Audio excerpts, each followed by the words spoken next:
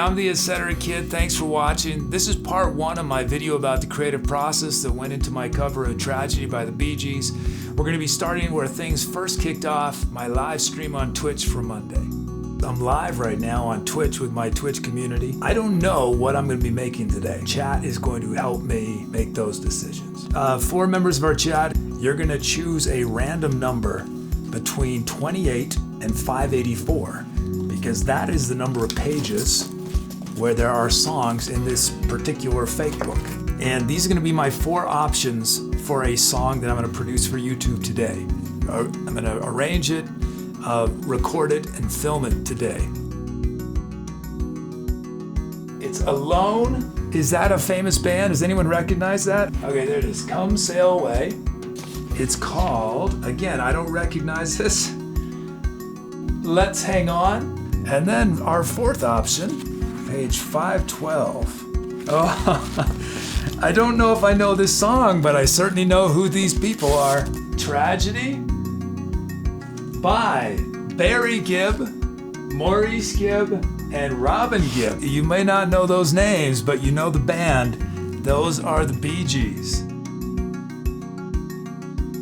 I especially like learning songs from sheet music. I'm not going to listen to any of these songs. The way I try to approach songs that other people have written is I try to approach it as if I'm writing it.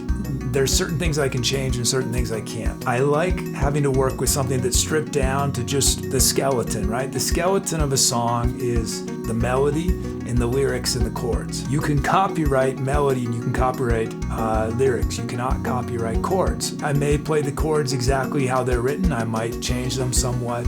And you can change melodies and make little lyrical changes, but you actually legally, if you change a song too much, you are infringing on it. Where that line is undefined. I think it's really helpful when you're trying to do something in a short period of time to have a plan. Inevitably, this plan, I'm not going to be exactly on it. Most likely, I will keep having to push things. My goal is to limit myself to, from now, 11 and a half hours from now.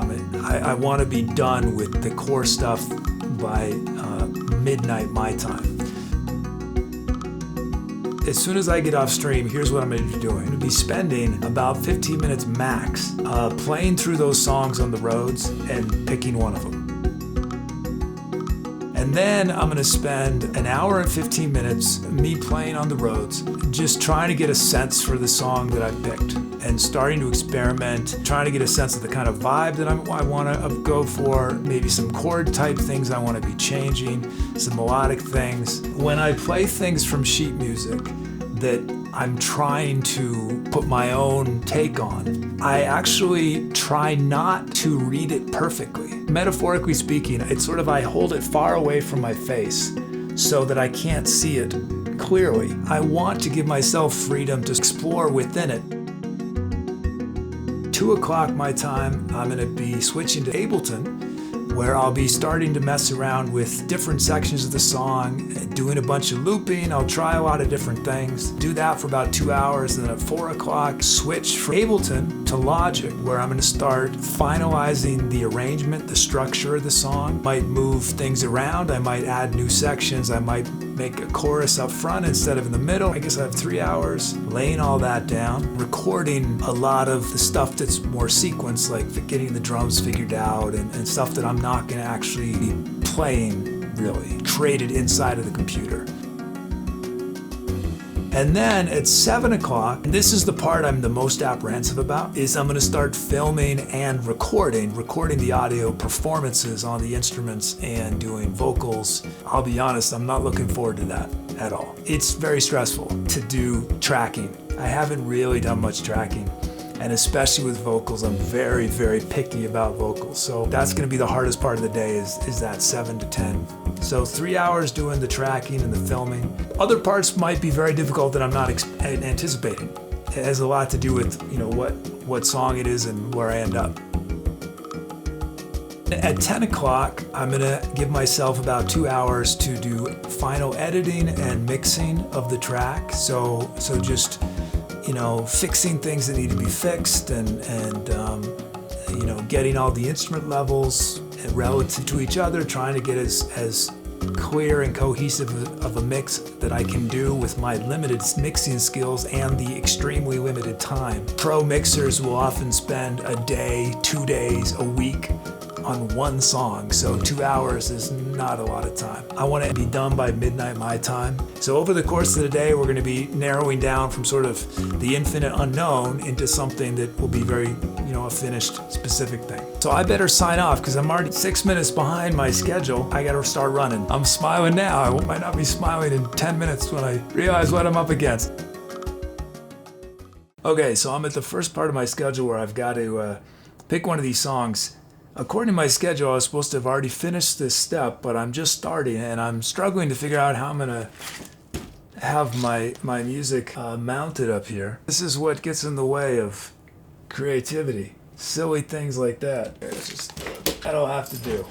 When I was saying earlier how I like having things sort of metaphorically far away so I can't exactly see it. Well, it's actually very hard. It's very hard to see at this point.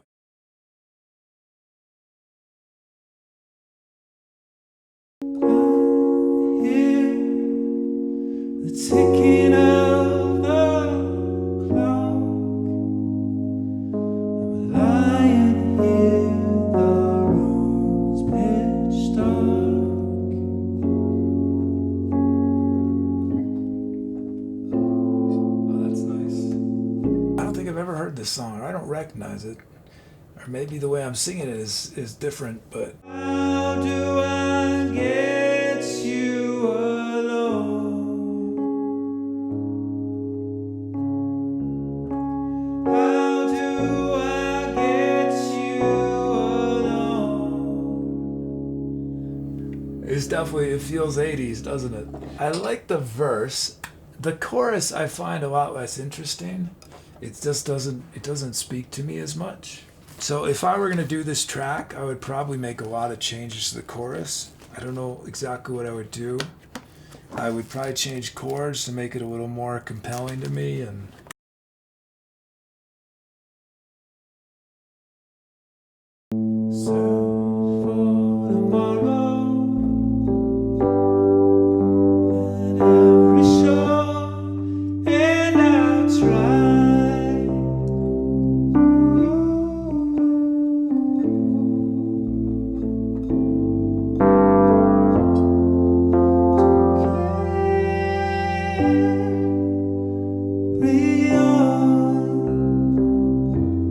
this one might be the one that I'm identifying with the least.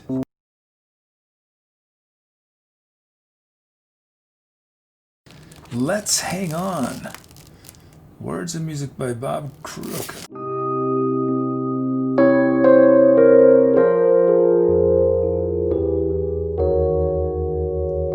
I love those changes, but I would probably take them out if I were going to do this one. Let's hang on to what we've got.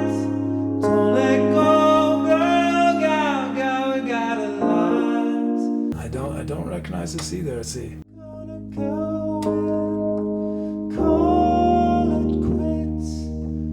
Gonna choke it all and break our love to bits. Break it up. I wish you never said. So there's two lines going simultaneously the way it's written. So it would probably help if I heard the original recording, know how they... Well, no, but I'm not going to. Ain't a fortune, baby, but you know it stands for the love. The lyrics definitely are feel pretty of a time and place.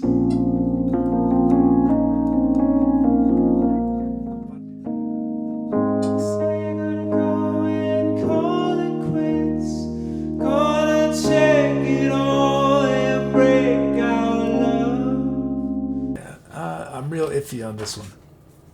There are parts of it I'm feeling a lot, but overall I'm not sure.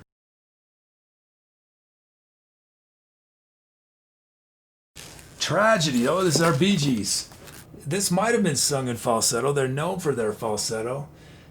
But because of that, I'm inclined not to do any falsetto. If I do this, let's see if I recognize it at all. So we're starting on this E flat chord, but the melody starts on the fourth. Here I lie in a lost and lonely part of town. It says moderate disco tempo. So it's right. Here I lie in a lost and lonely part of town. Held in time in a world of tears, I slowly drown. Night and day as a burning down inside of me. Burning love with a yearning that won't let me be. Down I go. I really like that change. We go from E flat to F and that A. Down, going home, and I don't know what else. I mean, it's nice. They're working up chords. E flat, F, G. And each time we're doing these, we're going the major fourth to the major third. It's a cool. That's cool.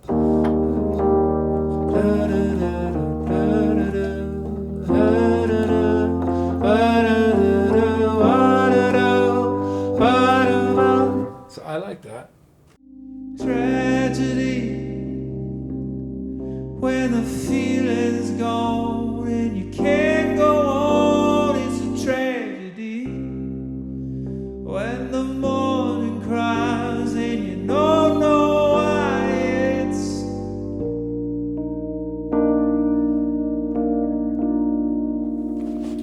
I think I'm leading tragedy. So far. Okay, I got a minute and 43 seconds left. A leaning tragedy. It's between tragedy and alone.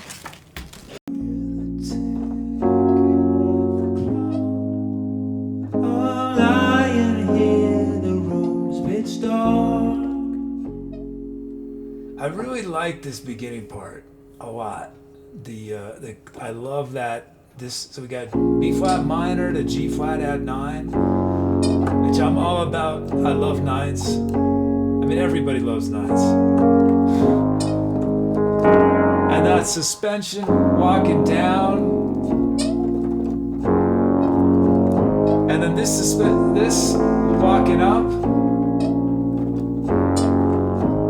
I love those chords. I love the chord progression. And the night goes by so very slow. Oh, I hope that he won't end though.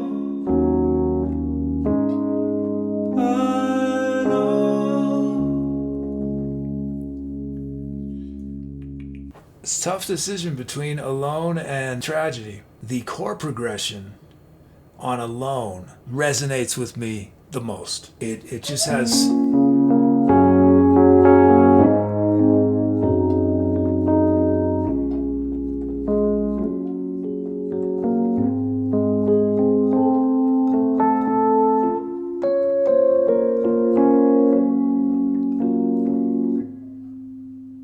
But the lyrics really, a lot of them, especially the chorus, do not really resonate.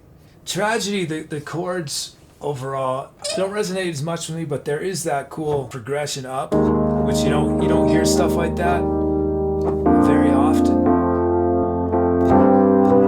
So I like that. And I think the melodies have enough space in them. I think we're doing Tragedy. We're doing Tragedy. That's my decision. Today I'm going to be spending the next 11 hours producing a Tragedy by the Bee Gees. I did not expect that the first one I would do with these is the Bee Gees track, but there it is. Thanks again for watching. Please like and subscribe and watch out for the next video in this series.